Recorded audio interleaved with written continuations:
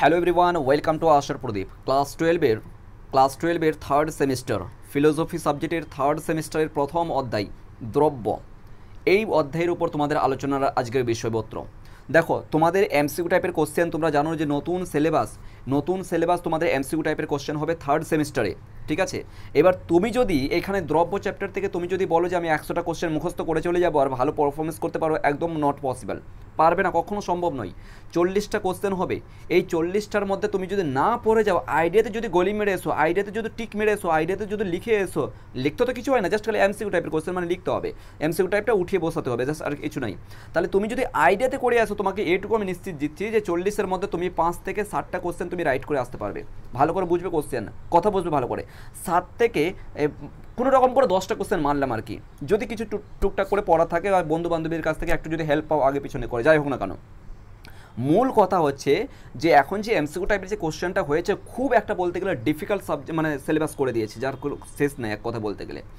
এক একটা টপিক থেকে, এক একটা অধ্যায় থেকে এমন পরিমাণে আলোচনা হতে চলেছে, এমন পরিমাণে কোশ্চেন তৈরি হতে চলেছে, তুমি মানে কল্পনাও করতে পারবে না যে এত কোশ্চেন তৈরি হতে পারে বা এরূপভাবে কোশ্চেন হতে পারে, বুঝতে পেরেছো। টোটাল তোমাদের এখানে দ্রব্য চ্যাপ্টার থেকে জাস্ট কয়েকটা বিষয় নিয়ে আলোচনা করতে চলেছি। তোমাদের আজকের এই ক্লাসটা খুব মনোযোগ সহকারে পুরো টেক্সট বই থেকে কিন্তু খুঁটিয়ে খুঁটিয়ে আমরা আলোচনা করতে চলেছি, ঠিক আছে। এবং তোমাদের যে টেক্সট বইটা পড়াবো সেটা হচ্ছে ইন্দ্রজিতের দর্শন বইটা, এই বইটা সাজেশন করবো তোমাদেরকে নেওয়ার জন্য, ঠিক আছে।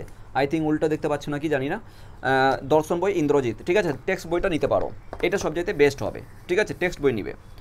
এবং যেটা দেখলাম যে কেউ বলছে রায়ো মার্টিনের নেবো আর কি, ওটা বই আমি যেটা দেখেছি বাজারে গিয়ে রায়ো মার্টিনের বই দেখেছি, শুধুমাত্র এমসিকিউ আছে আর কিছু নাই।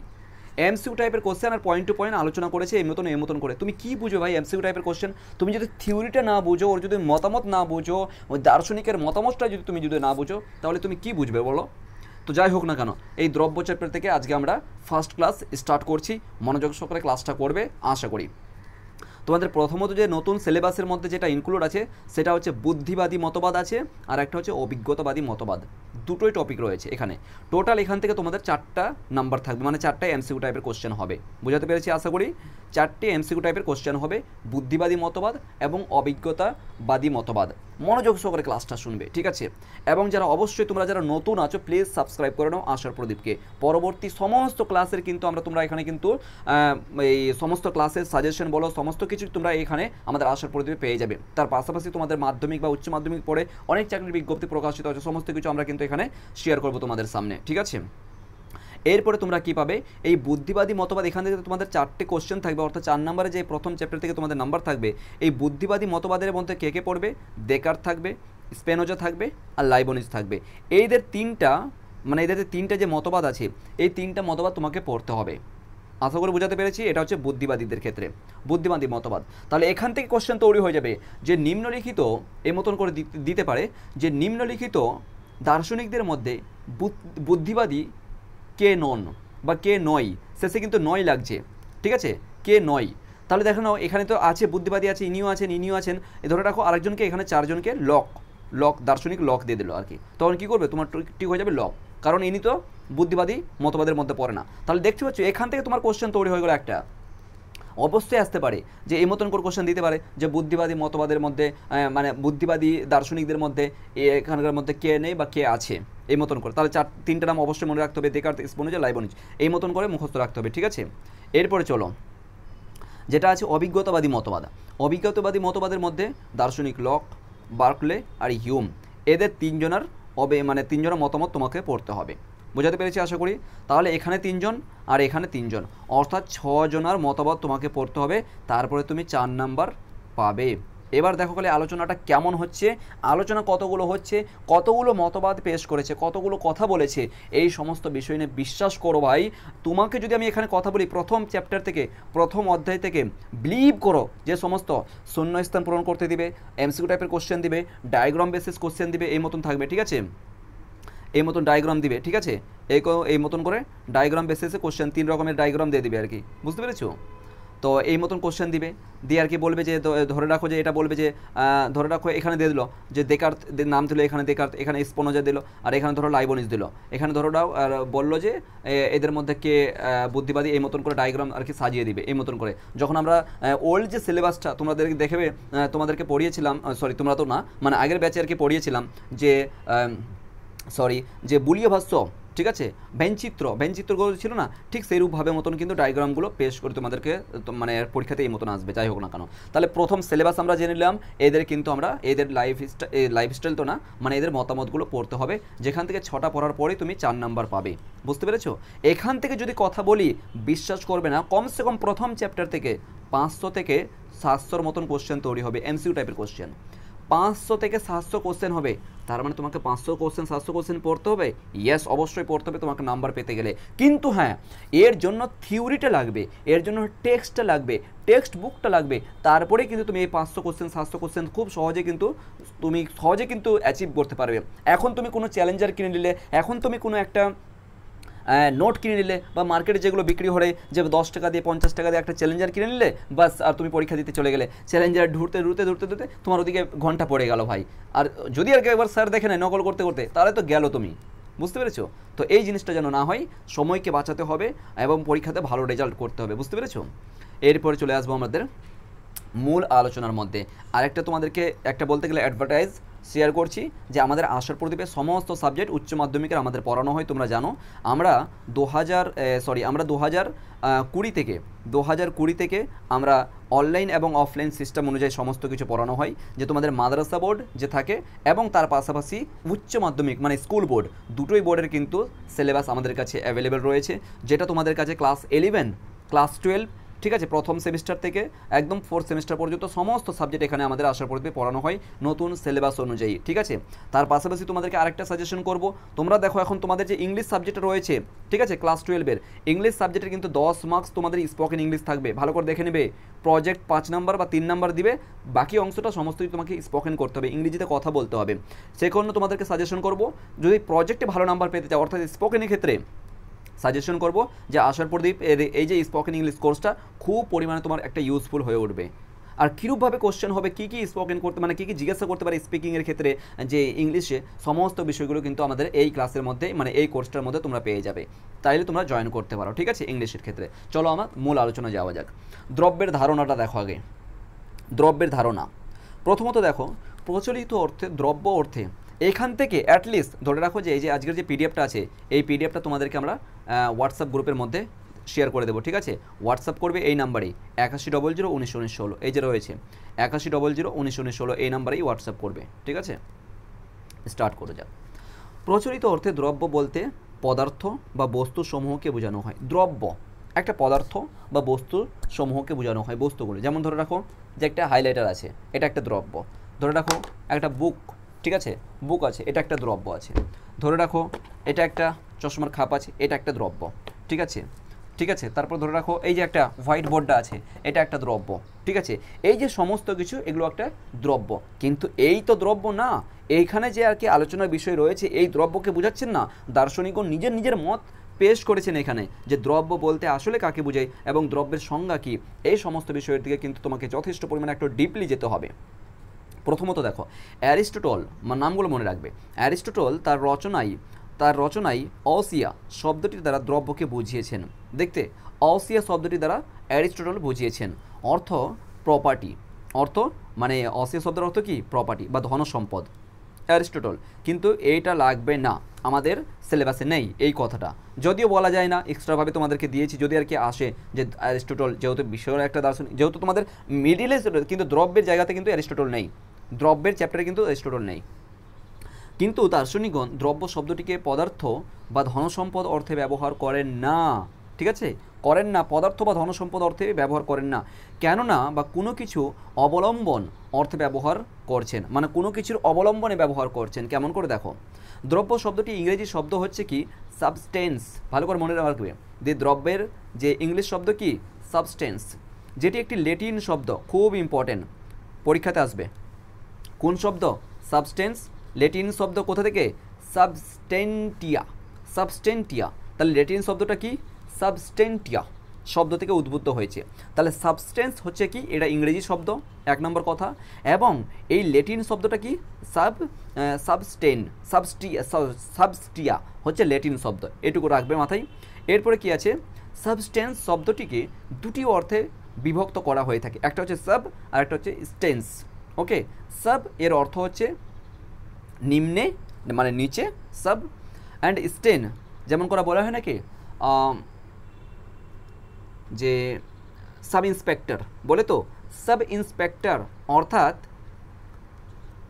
সাব ইন্সপেক্টর আমরা বলে থাকি তো, অর্থাৎ ইন্সপেক্টরের উপর নিচে, ইন্সপেক্টরের নিচে সাব ইন্সপেক্টর, এখানে তার নিচে সাব ইন্সপেক্টর, ঠিক ওইটাকে সাব মানে নিচে, নিম্ন, মাথায় রাখবে, ঠিক আছে। সাব মানে কি, নিচে। স্ট্যান্স শব্দের অর্থ, কথার অর্থ কি, দণ্ডায়মান, স্ট্যান্ডস, স্ট্যান্ডস, স্ট্যান্ডস, ওকে, স্ট্যান্ড, রাইট, স্ট্যান্ড থেকে স্ট্যান্ডস, দণ্ডায়মান। তাহলে কি হলো, সাবস্টেন্স শব্দটির অর্থ, ব্যুৎপত্তিগত অর্থ হচ্ছে নিম্নে দণ্ডায়মান। ব্যুৎপত্তিগত অর্থ তাহলে কী পেলাম আমরা, নিম্নে দণ্ডায়মান, অর্থাৎ কোনো কিছু নিচে দাঁড়িয়ে আছে, কিছু নিচে দাঁড়িয়ে আছে। এবার সামনের দিকে যাওয়া যাক, এটুকু আশা করি ক্লিয়ার হয়ে গেছে। এবার চলো, অবশ্যই সাবস্ক্রাইব করে নিও, ঠিক আছে, আর তোমার ক্লাসমেটদের সঙ্গে শেয়ার করো অবশ্যই ক্লাসটাকে। ব্যুৎপত্তিগত অর্থে একদম পুরো দেখো, কনসেপ্টটাকে ক্লিয়ার করো। তোমাকে যদি এই কনসেপ্টটা তুমি ক্লিয়ার করে নিল, এই কথাটাকে, এই যে কোশ্চেন এখান থেকে তৈরি হবে, যদি এই দিক দিয়ে হোক ওই দিক দিয়ে হোক, বিভিন্ন রকমের কোশ্চেন ঘুরিয়ে পেয়েছে যেরকমই আসুক না কেন, খুব সহজেই কিন্তু তুমি আনসার করতে পারবে যদি কনসেপ্ট ক্লিয়ার থাকে। কনসেপ্ট ক্লিয়ার হবে, এমসিকিউ টাইপের কোশ্চেনের ক্ষেত্রে কিন্তু কনসেপ্ট আগে লাগতে হবে, ক্লিয়ার রাখতে হবে।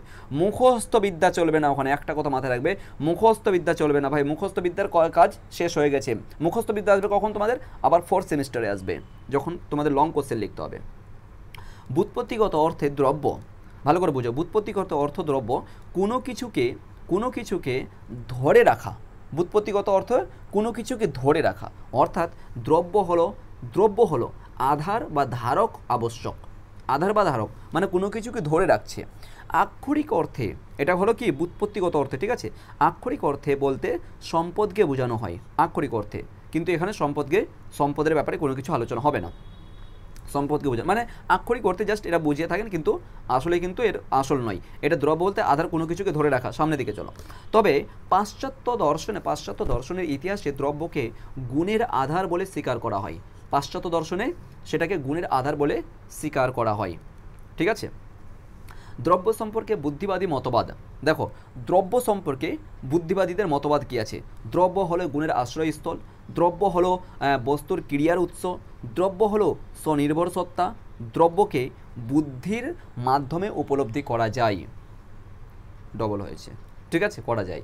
তাহলে এগুলো হচ্ছে কি বুদ্ধিবাদীদের মতবাদ, মোস্ট ইম্পর্টেন্ট। এই পয়েন্টগুলো থেকে তুমি একটা কোশ্চেন পেয়ে যাবে। বিস্তারিত আলোচনা আমরা এখন করতে চলেছি, ঠিক আছে। অলরেডি কিন্তু আলোচনা করছি যে এই যে মতবাদগুলো পেশ করা হলো, 4টা মতবাদ, এই 4টে মতবাদের পর এখন আলোচনা থাকবে। রেনে দেকার্ত প্রথম মতবাদ আসবে, প্রথম দার্শনিক রেনে দেকার্ত, প্রথম আলোচনা করব আমরা, ছিল তো এই যে দেখো এখানে রেনে দেকার্ত ছিল, তারপরে স্পিনোজা, লাইবনিজ, এই মতন করে বুদ্ধিবাদী শেষ হবে, তারপরে লকের আলোচনা আসবে, মানে তারপরে অভিজ্ঞতা মতবাদের আলোচনা আসবে। রেনে দেকার্তের মতে দেখো, আধুনিক পাশ্চাত্য দর্শনে খুব ইম্পর্টেন্ট, এখান থেকে একটা কোশ্চেন পেয়ে যাবে।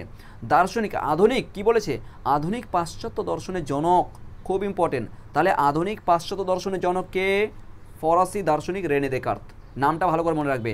তাহলে আধুনিক পাশ্চাত্য দর্শনের জনক হচ্ছেন কে, রেনে দেকার্ত, খুব ইম্পর্টেন্ট, রেনে দেকার্ত। তার প্রিন্সিপাল অফ ফিলোসফি খুব ইম্পর্টেন্ট, প্রিন্সিপাল অফ ফিলোসফি গ্রন্থটা কে লিখেছেন, রেনে দেকার্ত লিখেছেন। সেখানে প্রিন্সিপাল অফ ফিলোসফি গ্রন্থের মধ্যে তিনি দুটি সংজ্ঞা পেশ করেছেন, দুটি সংজ্ঞা দিয়েছেন, কিসের, দ্রব্যের, ঠিক আছে, দ্রব্যের দুটি সংজ্ঞা দিয়েছেন, দ্রব্যের, ঠিক আছে। দ্রব্যের দুটি সংজ্ঞা পেশ করেছেন। প্রথম সংজ্ঞাটা আমরা আলোচনা করছি, প্রথম সংজ্ঞা, ঠিক আছে।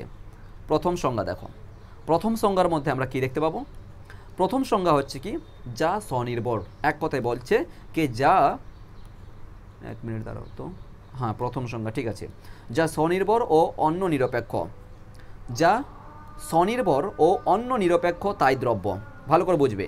যা স্বনির্ভর, প্রত্যেকটা কিন্তু আলোচনা করব, যা স্বনির্ভর তা অন্য নিরপেক্ষ, এই অর্থে একমাত্র ঈশ্বরকেই দ্রব্য বলা হয়। স্বনির্ভর মানে কার উপর নির্ভর করে না। এক্সাম্পল ধরে রাখো মানুষ, ঠিক আছে, যেমন আমি, সবাই যতগুলো মানুষ আছে, এরা কিন্তু আমরা কিন্তু নির্ভর করি কার উপর? ঈশ্বরের উপর নির্ভর করি। কখনো কখনো যেন ফাইন্যান্সিয়ালি প্রবলেম হয়, তাহলে আমাদের কখনো যাই বাবা মায়ের কাছে যাই, টাকা পয়সা চাই, তাই তো? যখন আমার কোনো কিছু দরকার পড়ে কি করি? কারো কাছ থেকে হেল্প চাই, মানে নির্ভর হই তো কারো কাছে, এটাকে বলা হয় নির্ভর। কিন্তু এখানে কি হচ্ছে? স্বনির্ভর।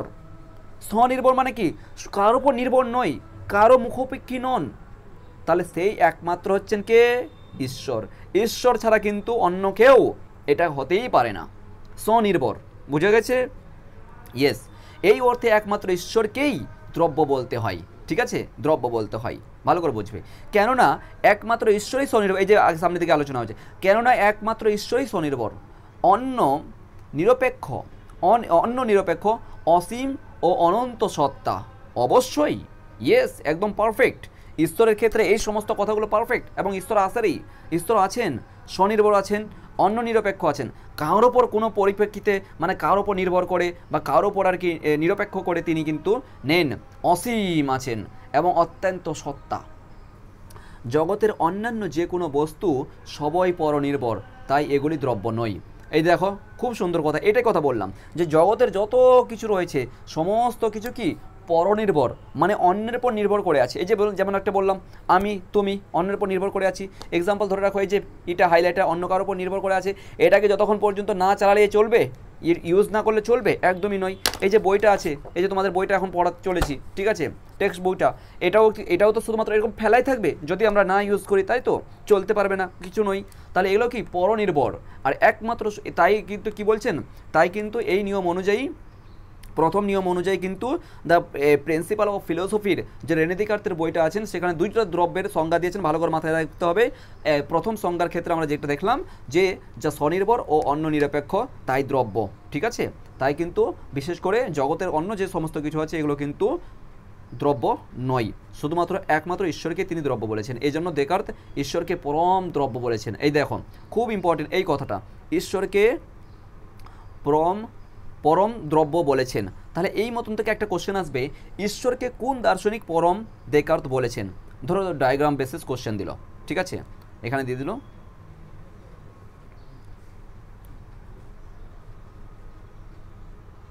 ওকে, এই মতন করে দেখো, এই মতন দিবে কোশ্চেন। এখানে দিল নাম, যে বা আরেকটা ডায়াগ্রাম দিবে, চারটা অপশনের মধ্যে, না এই মতন দেয় না সাধারণত। এখানে হয়ে গেল একটা, ঠিক আছে, একটা হলো, এটা হলো ক, তারপরে এখানে দিবে একটা, বুঝতে পেরেছো? এই মতন করে দিবে, ঠিক আছে, এটা হয়ে গেল খ, এখানে একটু ছোট করে দিচ্ছি, এই মতন দিবে। দেখো না কোশ্চেন কেমন করে তৈরি হবে। গ, এখানে দিবে ঘ, ঠিক আছে। এবার দেখো এই মতন করে অপশানগুলো দিবে, এখানে দিবে ক বললাম, খ, গ, ঘ, এই মতন করে দিয়ে বলবে যে নিম্নলিখিত নামগুলো দিবে এবার আর কি, নামগুলো, সমস্ত নামগুলো দিয়ে দিল, যে কোন দার্শনিক ঈশ্বরকে পরম দ্রব্য বলেছেন। তাহলে কি বলবে? রেনে দেকার্ত, স্পিনোজা, ঠিক আছে, লেক, অ্যারিস্টটল, যত নাম আছে দার্শনিকদের, এর মধ্যে তোমার বেদান্ত দর্শনে দিয়ে দিতে পারে, স্বামী বিবেকানন্দ দিতে পারে, রবীন্দ্রনাথ ঠাকুর দিতে পারে, এই সমস্ত কিছু। মানে এই মতন করে তোমাকে কনফিউজ করবে। এত বড় একটা বলতে গেলে সিলেবাস এবং ভাস্ট তোমাদের কোশ্চেন হতে চলেছে যে তুমি কল্পনা করতে পারো নি। যদি ভালো করে না পড়া থাকো ভাই, কখনো সম্ভব নয় যে তুমি ভালো, আমি তোমাকে ডিমোটিভেট করছি না, তোমার সিলেবাস আছে, তোমাকেই পড়তে হবে, তোমাকে ডিমোটিভেট করছি না। যদি ভালো রেজাল্ট করতে চাও, 1 নম্বর তোমাকে পড়তে হবে, তাছাড়া আর কোনো রাস্তা নেই। ওল্ড সিলেবাসের ক্ষেত্রে তুমি একটু পড়ে নিচ্ছিলে, চ্যালেঞ্জার করে নিচ্ছিলে, বাস কমন তো কমন চলে আসবে, বার কোনো কিছু। এই ক্ষেত্রে কিন্তু তোমাকে প্র্যাকটিস বেশি করতে হবে এবং পড়তে হবে বেশি। তাহলে এই মতন করে কোশ্চেন থাকবে, ঠিক আছে। তাহলে একমাত্র উত্তর কি হলো? যে তিনি কি বলেছেন? রেনে দেকার্ত ঈশ্বরকে পরম দ্রব্য বলেছেন। খুব ইম্পর্টেন্ট, ওকে। বিস্তারিত আলোচনা অলরেডি আমরা করছি এখন, ঠিক আছে। দ্বিতীয় সংজ্ঞার মধ্যে এসো। প্রথম সংজ্ঞা থেকে আমরা জানতে পারলাম ঈশ্বরকে পরম দ্রব্য বলেছেন। প্রথম সংজ্ঞাটা অবশ্যই মনে রাখবে, একমাত্র তার দ্রব্যকে, একমাত্র দ্রব্য ঈশ্বর। দ্বিতীয় সংজ্ঞা চলে এসো। দ্রব্য হলো গুণের আধার। দ্বিতীয় সংজ্ঞা বলেছেন কি? দ্রব্য হচ্ছে গুণের, মানে দুই রকম তিনি কথা বলছেন। একটা দ্রব্য হলো গুণ দিক থেকে কথা বলছেন, যে গুণের আধার বা আশ্রয় তাকে, যে গুণের আধার বা আশ্রয় তাকে দ্রব্য বলে। সামনে দিকে দেখো, দেকার্ত বলেন দ্রব্যের গুণের আধার।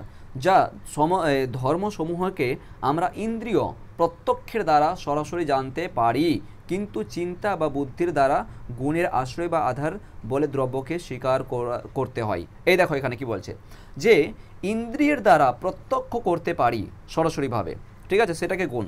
এবার ধরে রাখো ইন্দ্রিয় মানে কি জানি তো, নাক, কান, চোখ, জিহ্বা, তাই তো। তো এবার ধরে রাখো এখন তরকারিতে লবণ বা ঝাল হয়েছে কি না আমরা কী করে জানবো? ইন্দ্রিয়ের দ্বারা, জিহ্বার দ্বারা, তাই তো। এবার দেখো এখন কোনো এই জায়গাটাতে কিছু গন্ধ করছে, এক্সাম্পল তুমি যেখানে বসে ক্লাস করছো সেখানে কিছু গন্ধ করছে। এবার গন্ধ যখন হচ্ছে তুমি কিসের দ্বারা শুনতে পাচ্ছ, মানে কিসের দ্বারা বুঝতে পারছো? নাকের দ্বারা, এই যে ইন্দ্রিয়ের দ্বারা। তো ঠিক সেরূপভাবেই কিন্তু দার্শনিক রেনে দেকার্ত বলছেন যে ধর্ম হয়েছে ইন্দ্রিয় প্রত্যক্ষের দ্বারা সরাসরি জানতে পারি আমরা, কিসের দ্বারা? ইন্দ্রিয়ের দ্বারা আমরা জানতে পারি এই দ্রব্যটাকে, ঠিক আছে, কিন্তু চিন্তা দ্বারা কিন্তু চিন্তা বুদ্ধির দ্বারা এটাকে আমরা অ্যাকসেপ্ট করতে হয়, চিন্তার দ্বারা।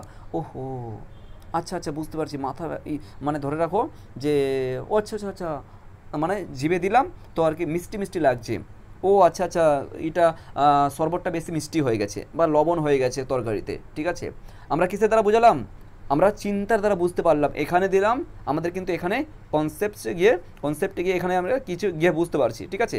বুদ্ধির দ্বারা, চেতনার দ্বারা, জাগ্রত দ্বারা আমরা এই সমস্ত কিছু বুঝতে পারছি। তাহলে দ্রব্যর কিন্তু দুই রকমের মতো তিনি কিন্তু কথা বলছেন। অবশ্যই সামনের দিকে দেখো আরও কত ঝামেলা তৈরি করছেন ইনি। বুদ্ধির দ্বারা গুণের আধার বলে দ্রব্যকে স্বীকার করেছেন, বাস ডান। এরপরে চলে আসো মূল ফ্যাক্টর বা মূল পয়েন্টে। রেনে দেকার্তের মতে জ্বর দ্রব্যের ধর্ম হলো বিস্তৃতি বা মনের ধর্ম হলো চেতনা, খুব ইম্পর্টেন্ট। রেনে দেকার্তের মতে জ্বর দ্রব্যের ধর্ম হলো বিস্তৃতি, খুব ইম্পর্টেন্ট। তাহলে জ্বর দ্রব্য আর একটা হচ্ছে মনের দ্রব্য হচ্ছে কি চেতনা। এই দেখো দুই ধরনের কথা হলো।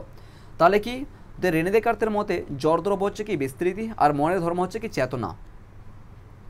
এবার দেখো দ্রব্য যেটাকে স্বনির্ভর একমাত্র ঈশ্বর, এই দ্রব্যকে এখানে দেখো ভালো করে, দ্রব্যকে রেনে দেকার্ত দুটি ভাগে বিভক্ত করেছেন, একটা হচ্ছে নিরপেক্ষ আর একটা হচ্ছে সাপেক্ষ, অর্থাৎ নিরপেক্ষ দ্রব্য, একটা হচ্ছে সাপেক্ষ দ্রব্য। এই নিরপেক্ষ দ্রব্যের মধ্যে আসবে ঈশ্বর আসবে, ঠিক আছে। নিরপেক্ষ তাহলে এক কথায় আর কি। এবার কোশ্চেন হবে যে সুতরাং রেনে দেকার্ত এই যে দেকার্ত তিনটি দ্রব্যের অস্তিত্ব স্বীকার করেছেন, এইটাই হচ্ছে মোস্ট ইম্পর্টেন্ট। এমসিকিউ টাইপের কোশ্চেন আসবে যে তোমাদের রেনে দেকার্ত কয়টি দ্রব্যের কথা অস্তিত্ব বা দ্রব্যের কথা বলেছেন বা কয়টি অস্তিত্বকে কয়টি দ্রব্যকে স্বীকার করেছেন, এই মতন কোশ্চেন আসবে। এক নম্বর হচ্ছে কি স্তর, দুই নম্বর হচ্ছে আত্মা বা মন, তিন নম্বর হচ্ছে জড়। বুঝতে পেরেছো? একটা ডায়াগ্রাম হিসাবে তোমাদেরকে প্রোভাইড করা হয়েছে। এরপর দেখে নেব আমরা যে প্রত্যেকটা পয়েন্ট টু পয়েন্ট কিন্তু আমরা আলোচনা করতে চলেছি। এখন দেখো ঈশ্বর, আত্মা এবং মন সম্পর্কে, ঠিক আছে। এখানে দেখো প্রথমত একটুখানি আমরা আলোচনা করি যে দেকার্তের মতে জড় ও আত্মা দ্রব্য হলেও তারা ঈশ্বরের সমানের নয়, ঠিক আছে। দেকার্তের মতে বলছেন কি এটা এই যে জ্বর আর আত্মা যদিও আর কি মানে দ্রব্য হয়, কিন্তু এরা কিন্তু কার? এই ঈশ্বরের মুখোপেক্ষী নন, ঈশ্বরের সমান হতে পারেন না, ঠিক আছে। দার্শনিক রেনে দেকার্তের উপর এখানে চলো, দার্শনিক রেনে দেকার্তের উপর যে দৃষ্টিভঙ্গি উল্লেখ করে বলেছেন, দ্রব্যের উপর যে দৃষ্টিভঙ্গি উল্লেখ করে বলেছেন তাতে বিশেষ ত্রুটি লক্ষণ করা যায়। ইয়েস, অফকোর্স ত্রুটি পাওয়া যাচ্ছে, কারণ কি দুই রকমের সংজ্ঞা দিয়েছেন, দুই রকমের সংজ্ঞা দিয়ে দুই রকমের মতন কথা বলছেন, ঠিক আছে, লক্ষণ করা যায়। এই বিষয়গুলো লেখা সম্ভব নয়, যেগুলো অনেক ক্ষেত্রে আর কি সম্ভব নয়, যেহেতু নতুন সিলেবাসে থার্ড সেমিস্টারে এমসিকিউ টাইপের প্রশ্ন, তাই মুখস্থ পয়েন্ট টু পয়েন্ট। আচ্ছা আচ্ছা আচ্ছা, দেখো একই কথা বলা আছে, তোমাদের সুবিধার জন্য কয়েকটি ক্লাস আমাদের ইউটিউব চ্যানেলে দেওয়া হয়েছে। আচ্ছা আচ্ছা, বেশ, এমসিকিউ কথা বুঝতে পেরেছি। এবার চলে এসো তাহলে আলোচনার মধ্যে। এবার এইখানে দেখো, এখানে বলা হচ্ছে কি, দেখো তোমাদের যেহেতু থার্ড সেমিস্টার অনেক পয়েন্ট টু পয়েন্ট আলোচনা হচ্ছে, অনেক পয়েন্ট টু পয়েন্ট আলোচনার বিষয় রয়েছে। যেমন দেখো এখানে ঈশ্বর আছে, এখানে যেমন ধরো তোমার এখানে ঈশ্বর আছে, তারপর আত্মা বা মন আছে, তাই তো, তারপরে জড় আছে। এই যে বিষয়গুলো প্রত্যেকটা কিন্তু আলোচনা করতে গেলে অনেক বড় একটা পিডিএফ হয়ে যাবে। আমি মুখে মুখে আলোচনা করছি, তোমরা খাতায় লিখে নেবে, আর এই পিডিএফটা অবশ্যই তোমরা পেয়ে যাবে। এই নাম্বারে হোয়াটসঅ্যাপ করবে, ঠিক আছে, 8100191916-তে। আর বাকি সমস্ত ক্লাসের জন্য অবশ্যই তোমাদেরকে বলবো যে তোমরা আশার প্রদীপের সঙ্গে যোগাযোগ করো। সারসংক্ষেপও আলোচনা করব, ঠিক আছে, কিন্তু আসা যাক আমাদের মূল একটু আলোচনার মধ্যে। দেখো কি বলছেন এখানে দার্শনিক রেনে দেকার্ত বলছেন যে দার্শনিক প্রথমত তিনটি দ্রব্যের কথা স্বীকার করেছেন। প্রথম হচ্ছে ঈশ্বর, আত্মা, আর ঈশ্বর কোনটা কি নিরপেক্ষ, ভালো করে বুঝতে হবে। এটি হচ্ছে কি সাপেক্ষ অর্থে তিনি কিন্তু স্বীকার করেছেন। তাহলে এই মতন কোশ্চেন হতে পারে যে রেনে দেকার্ত সাপেক্ষ অর্থে কোন কোন দ্রব্যটিকে স্বীকার করেছেন। ঠিক আছে, তাহলে আত্মা বা মন অথবা জ্বর দুটি দ্রব্য, এবং নিরপেক্ষ অর্থে স্বীকার করেছেন ঈশ্বরকে, বারবার বলছি। এবার চলে এসো, জ্বর ও আত্মা এই যে দুটো রয়েছে, জ্বর ও আত্মা তারা ঈশ্বরের সমান নয়। আমরা জানি জ্বর বা আত্মা, ঠিক আছে, জ্বর বা আত্মা ঈশ্বরের সমান নয়, কারণ ঈশ্বর নিরপেক্ষ। এগুলো কি সাপেক্ষ আছে, কারো পরিপ্রেক্ষিতে এরা কিন্তু থাকে, নির্ভর করে থাকে আত্মা। এরা কিন্তু সমানভাবে ঈশ্বরের সমান নয়, ঈশ্বরের পাশাপাশি নয়, এরা কিন্তু অনেক দূরে আছে। ঈশ্বর সম্পূর্ণরূপে আত্মনির্ভরশীল। ঈশ্বর যে আছেন, ঈশ্বর সম্পূর্ণরূপে আত্মনির্ভরশীল, নিজের উপর নির্ভর করে আছেন। অন্য নিরপেক্ষ দ্রব্য, ঠিক আছে, যে অন্যের উপর কোনো করে নাই। অপরপক্ষে আত্মমন যে রয়েছে এটা সাপেক্ষ দ্রব্য, ঠিক আছে, যে অবশ্যই সাপেক্ষ দ্রব্য। এই দুটো দ্রব্য কিন্তু কার উপর নির্ভর করে আছে, ঠিক আছে, কিন্তু ঈশ্বর কিন্তু নির্ভর করে নাই। দেকার্ত ঈশ্বরকে জগতের অতিবর্তী বলেছেন, খুব ইম্পর্টেন্ট, ঠিক আছে, ভালো করে লিখে রাখবে, এখানে কিন্তু লিখে নি, ঠিক আছে। কি বলেছেন যে রেনে দেকার্ত ঈশ্বরকে জগতের অতিবর্তী বলেছেন, ভালো করে পয়েন্ট করবে। রেনে দেকার্ত ঈশ্বরকে কি বলেছেন? জগতের অতিবর্তী, লিখে নাও, হ্যাঁ, জগতের অতিবর্তী বলেছেন, খুব ইম্পর্টেন্ট। ঈশ্বরকে কি বলেছেন? জগতের অতিবর্তী বলেছেন।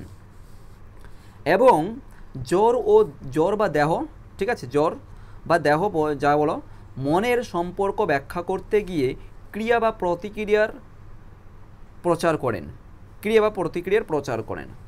রেনে দেকার্ত জ্বর দ্রব্যের আকস্মিক বা গুণ বিকার হলো আকার আয়তন। দেখো এই যে জ্বরের যে কথা বলছেন দার্শনিক রেনে দেকার্ত জ্বরের যে কথা বলছেন, এই জ্বরটা কি, এটা হচ্ছে কি, যেমন আকার, আয়তন, অবস্থা, গতি ইত্যাদি ক্ষেত্রে আমরা বুঝতে পারি, রাইট, জ্বর দ্রব্যের কথা।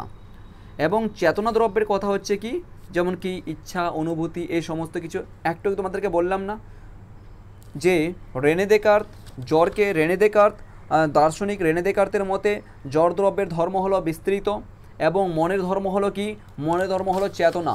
ঠিক সেরূপভাবে কিন্তু এখানে এক্সাম্পল যে জ্বর দ্রব্যের যে মানে আকস্মিক বা জ্বর দ্রব্যের ক্ষেত্রে যেমন করে কি আমরা আকার, আয়তন এই সমস্ত কিছু বুঝতে পারি, এবং চেতনা দ্রব্যের ক্ষেত্রে চিন্তা ভাবনা এই সমস্ত কিছু, চিন্তা, কামনা ইত্যাদি এই সমস্ত কিছু আমরা বুঝতে পারি।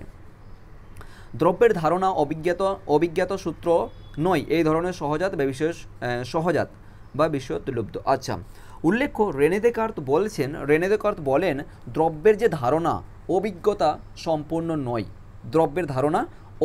সম্পন্ন নয়, এই কারণে এইটি হচ্ছে কি সহজাত। ভালো করে মনে রাখবে, সহজাত আসবে কোশ্চেন, সহজাত বা বিশুদ্ধ বুদ্ধিলব্ধ, ঠিক আছে। দেখো রেনে দেকার্ত দ্রব্য শব্দটিকে বিভিন্ন অর্থে প্রয়োগ করেছেন। বিশেষ করে ইতিপূর্বে আমরা দুই রকমের সংজ্ঞা আমরা দেখলাম, যে দুটি সংজ্ঞা পেশ করেছেন। এরপরে আদার্স সমস্ত কিছু আমরা আলোচনা করলাম ওর পরিপ্রেক্ষিতে। তার পাশাপাশি কিন্তু রেনে দেকার্ত শব্দটি, যে দ্রব্য শব্দটি আছে, এই দ্রব্য শব্দটিকে কিন্তু তিনি বিশেষ করে এই দ্রব্য শব্দটিকে তিনি কিন্তু দুটি মানে ভিন্ন অর্থে প্রয়োগ করেছেন বা ভিন্ন লক্ষ্যে প্রয়োগ করেছেন। প্রথম লক্ষ্য যদি আমরা দেখি, দ্রব্য হলো তাই যা স্বনির্ভর, যেটাই ঈশ্বরের ক্ষেত্রে প্রযোজ্য, তাই না? দ্রব্য হলো তাই যা স্বনির্ভর, এটি হলো মৌলিক লক্ষ্য, খুব ইম্পর্টেন্ট। এই যে কথাটা বললাম, এটা হচ্ছে মৌলিক লক্ষ্য। আমি কি লিখেছিলাম? এই যে লেখা আছে সংক্ষেপে, ঠিক আছে, যে দেকার্তের মতে যা স্বনির্ভর তাই অনিরপেক্ষ দ্রব্য তিনি আচ্ছা দুই ভাগে ভাগ করেছেন। আচ্ছা, দ্রব্য নিরপেক্ষ, তিনি নিরপেক্ষ দ্রব্য এবং সাপেক্ষ দ্রব্য এই দুই ভাগে দ্রব্যকে ভাগ করেছেন। তবে দেকার্তের মতে তিনটি দ্রব্য। যখন বলবে যে কয়টি ভাগে ভাগ করেছেন, তাহলে দুটি ভাগে, একটা নিরপেক্ষ, একটা সাপেক্ষ দ্রব্য। যদি বলেন যে দ্রব্য তিনটি, মানে মত তিনটি দিয়েছেন, একটা জ্বর, মন, আর একটা হচ্ছে ঈশ্বর। ওকে, প্রশ্নগুলোতে আসছি। দেখো তাহলে দেখো এই যে কি প্রথম লক্ষণটা কি ছিল, যে দ্রব্য হলো তাই যা স্বনির্ভর, ঠিক আছে, দ্রব্য হলো তাই যা স্বনির্ভর, এটি হচ্ছে কি মৌলিক লক্ষণ, লিখে নাও চটপট করে, মৌলিক লক্ষণ, ঠিক আছে, মৌলিক লক্ষণ। এরপরে চলে আসবে যে দ্বিতীয় লক্ষণটির ক্ষেত্রে আমরা যেটা দেখতে পাচ্ছি, দ্রব্য হলো গুণের আশ্রয়। প্রথম লক্ষণ কি দেখলাম আমরা, যে দ্রব্য হলো তাই যা স্বনির্ভর, এটা হচ্ছে মৌলিক লক্ষণ। এবং দ্বিতীয় লক্ষণের ক্ষেত্রে যদি আমরা দেখি, দ্রব্য হলো গুণের আশ্রয়, দ্রব্য হলো গুণের আশ্রয়, এটা হচ্ছে গৌণ লক্ষণ, এটা হচ্ছে কি গৌণ লক্ষণ, ঠিক আছে, লিখে নাও চটপট করে লিখে নাও। তাহলে ওভারঅল যেটা আমরা দেখতে পেলাম যে দার্শনিক রেনে দেকার্ত বিভিন্ন রকমের বিভিন্ন জায়গাতেই তিনি কিন্তু দ্রব্যটাকে স্বীকার করেছেন এবং দ্রব্যের সংজ্ঞা দিয়েছেন, এবং বিভিন্ন অর্থে তিনি কিন্তু তিনটি দ্রব্যের কথা বলেছেন, রাইট, তিনটি দ্রব্যের কথা স্বীকার করেছেন, একটা হচ্ছে ঈশ্বর, একটা হচ্ছে চেতনা, একটা হচ্ছে ঈশ্বর, একটা হচ্ছে জড়, আর একটা হচ্ছে আত্মা বা মন, ঠিক আছে। ওভারঅল এটা হচ্ছে বিষয়, আলোচনা বিষয়। তাই যে ধরনের কোশ্চেনগুলো আসবে আমরা সমস্ত কিছু আলোচনা করেছি রেনে দেকার্তের ওপর, এর বাইরে আর কোনো কিছু আলোচনা নেই, ঠিক আছে। অবশ্যই আলোচনা আছে যখন তোমরা গ্র্যাজুয়েশনে যাবে, অর্থাৎ বিএ অনার্স বা পাস কোর্স করতে যাবে, তখন তোমরা কিন্তু বিএ যখন পড়তে যাবে তখন কিন্তু এর উপর আরও বিস্তারিত আলোচনা রয়েছে, কিন্তু তোমাদের যতটা সিলেবাসে রয়েছে ঠিক ততটাই আমরা কিন্তু এখানে আলোচনা করলাম, এতটা তোমাদের সিলেবাসে রয়েছে।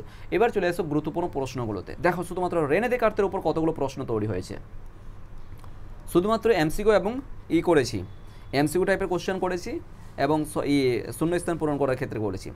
জড় দ্রব্য ও চেতনা দ্রব্য, ভালো করে বুঝে, জড় দ্রব্য ও চেতনা দ্রব্য এই দুটি প্রকার পারস্পরিক বিরোধিতা দ্রব্যের কথা বলেছেন কে? পারস্পরিক বিরোধিতা রয়েছে কিন্তু এর মধ্যে, এটা হচ্ছে কি রেনে দেকার্ত বলেছেন। দেকার্তের মধ্যে জড়ের ধারণা ধর্ম কি বিস্তৃত, এই যে বললাম না জড়ের ধারণা বিস্তৃত, বুঝতে পেরেছো, জড়ের ধারণা বিস্তৃত আর মনের ধারণা কি চেতনা, রাইট। এরপরে কি কোন দার্শনিক দ্বৈতবাদী নন, দ্বৈতবাদী নামে পরিচিত, খুব ইম্পর্টেন্ট, এগুলো ভিতরের প্রশ্ন। দেকার্ত ক্রিয়া প্রতিক্রিয়াবাদ বা মিথস্ক্রিয়াবাদের প্রবর্তক হলেন কে? রেনে দেকার্ত, খুবই ইম্পর্টেন্ট, এই তোমাদের এতে আলোচনা করছিলাম, এই শব্দটা ভুলে গেলাম আর কি, ঠিক আছে। মিথস্ক্রিয়াবাদ, ওই যে বললাম না যে অপর ক্ষেত্রে আত্মা বা মন হলো জড়, ঠিক আছে, যে ঈশ্বর হচ্ছে কি আত্মনির্ভরশীল অন্য নিরপেক্ষ এবং আত্মা বা মন হচ্ছে কি সাপেক্ষ দ্রব্য এই ক্ষেত্রে, ঠিক আছে, ওকে। এরপরে চলে এসো রেনে দেকার্তের মতে দ্রব্যের সংখ্যা হচ্ছে তিনটি, যা স্বনির্ভর ও অন্য নিরপেক্ষ। তাই উক্তিটি কোন দার্শনিক? অবশ্যই দেকার্ত। কি বলছে? স্বনির্ভর অন্য নিরপেক্ষ তাই দ্রব্য, এটা কে বলো? স্বনির্ভর অন্য নিরপেক্ষ, এটি হলেন কে? ঈশ্বরের কথা বলেছেন। যদি কনসেপ্ট ক্লিয়ার না থাকে, থিওরিটা যদি না পড়ো, শুধু এই মুখস্থ করে গেলে হবে না, এমসিকিউ টাইপের কোশ্চেন মুখস্থ করে নিবে আর পেরে যাবে, নট পসিবল, একদমই নয়, এই ভুলটা কখনো করো না। এরপরে চলে আসবো 7 নম্বরটা, সাপেক্ষ ও নিরপেক্ষ দ্রব্যের অস্তিত্ব স্বীকার করেছেন দেকার্ত। এখনই বললাম সাপেক্ষ কি মন এবং জড়, নিরপেক্ষ কি ঈশ্বর। 8 নম্বরে দেখো কোন দার্শনিক দ্রব্যকে চিন্তাশীল এবং অচিন্তাশীল রূপে বিভক্ত করেছেন? চিন্তাশীল, ওই যে বললাম যে চিন্তার জগতের মাধ্যমে, চেতনার মাধ্যমে, একমাত্র দেকার্ত। কোন দার্শনিকের মতে জড় ও মন পরস্পর বিরোধী? দেকার্ত। দ্রব্যের ধারণা বুদ্ধিলব্ধ, এ কথা বলেছেন দেকার্ত। দ্রব্যের ধারণা বুদ্ধিলব্ধ। জড় দ্রব্য ও মন উভয় ঈশ্বরের দৃষ্টি দ্রব্য, এটা হচ্ছে দেকার্ত বলেছেন। এই কথাগুলো খুব important, oh sorry my god, okay. 12 নম্বর কোশ্চেন দেখো, দেকার্তের মতে দ্রব্যের ধারণা সহজাত। দেকার্তের মধ্যে দ্রব্যের ধারণাটা কেমন? সহজাত, তোমাদেরকে একটু আগে বললাম। 13 নম্বরটা দেখো, দ্রব্য হলো গুণের আধার, একথা বলেছেন দেকার্ত।